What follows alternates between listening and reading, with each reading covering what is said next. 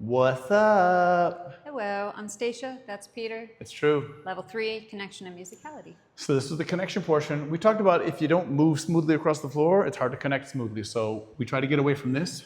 Rock, step, kerchonk, kerchonk, and get a little more into this smoothly moving across the floor. That means in between the triple steps, you keep moving. Y'all did a good job with that. We tried putting that same idea into the swing out, so we don't have rock, step, honk, boom, boom, honk. Can't have those honky swing outs. Weird. You got to keep moving through the whole thing. Rock, step, triple step, step, step, triple step. Kind of smooth if you can. Big thing was followers.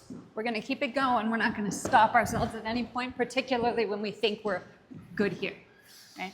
Followers, if you kept going and kind of break the tape at the finish line there, it made such a big difference. And the leaders, you catch them softly and then just turn yourself around, they'll go with you. Mm-hmm. Then we talked about sugar pushes, and they are hard. We're going to do more with the sugar push. We're building up and refining that every week.